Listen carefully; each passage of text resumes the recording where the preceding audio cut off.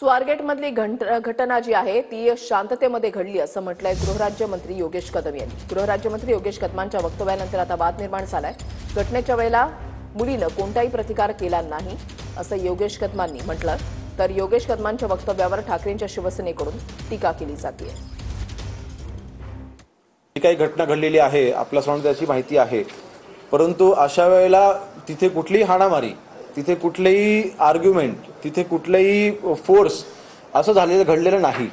जे काही घडले ते अतिशय शांततेने घडून ते झालेलं आहे आणि त्यामुळे कोणाला आजूबाजूच्या लेमॅन जे देखील आजूबाजूला उभे होते त्यांनाही ते कळलं नाही। त्यामुळे ब्लेम गेम करण्यापेक्षा ह्या घटनेच्या खोलामध्ये पोहोचून जेव्हा आरोपी आपल्या ताब्यामध्ये येईल त्याला आपल्याला तिथे माहिती होईल। आमचे गृहराज्यमंत्री म्हणजे दिव्यच आहेत। काय म्हणाले, काय ते आतमध्ये काय कोणी हाणामारी झाली नाही, सगळं शांतपणे बलात्कार पार पडला, त्याच्यामुळे बाहेर कळलं नाही। ही आमची गृहराज्यमंत्र्यांची भूमिका आहे। म्हणजे काय करायला पाहिजे, काय करायला पाहिजे, आणि तिने स्ट्रगल केलं नाही म्हटलं, हा त्यांचा शब्द आहे। तिने स्ट्रगल केलं नाही त्याच्यामुळे आम्हाला बाहेर कळलं नाही। म्हणजे स्ट्रगल करायचं म्हणजे काय करायचं। मंत्रिपदावरची व्यक्ती इतकी बेजबाबदार आणि इतक्या असंवेदनशील पद्धतीने जर व्यक्त होत असेल तर महाराष्ट्रातल्या या सगळ्या लेकीबाळी जर कधी अन्याय अत्याचार झाला तर कशाला न्याय मागायला जातील। कारण न्याय मिळण्याच्या ऐवजी जर त्यांना अशा पद्धतीने प्रताडित आणि अपमानित केलं जात असेल आणि त्यांच्यावर जर शंका कुशंका निर्माण केल्या जात असतील तर अशा लोकांकडून न्याय मागण्यापेक्षा लेकीबाळी जीवाचं बरं वाईट करणं जास्त पसंत करतील।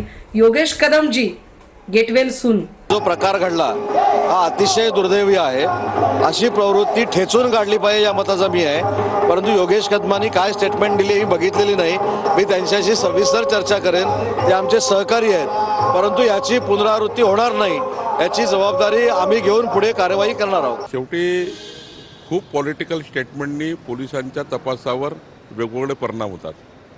त्यामुळे अशा प्रकरणामध्ये पॉलिटिकल स्टेटमेंट करण्यापेक्षा पोलीस कारवाईंना सपोर्ट केला पाहिजे, पोलिसांचे मनोबल वाढवलं पाहिजे। माझं या निमित्तानं फक्त इतकंच म्हणणं राहील की राज्याच्या जे काही गृहमंत्री आहेत त्यांनी या सर्व प्रकरणाची नैतिक जबाबदारी त्या निमित्तानं घेतली पाहिजे आणि जे बेजबाबदार वक्तव्य योगेश कदम यांनी केलं आहे त्याच्यावर तात्काळ त्या निमित्तानं माननीय मुख्यमंत्र्यांनी कारवाई केली पाहिजे अशी आमची अपेक्षा आहे। गृहराज्यमंत्री कदम साहेबांनी जे त्यांनी वक्तव्य केलं त्याचा मला वाटतं दुरुस्त करण्यात आलेला आहे, ते चुकीच्या पद्धतीने घेण्यात आलेलं आहे। मला असं वाटत नाही की त्या प्रकारचं कोणतंही वक्तव्य त्यांनी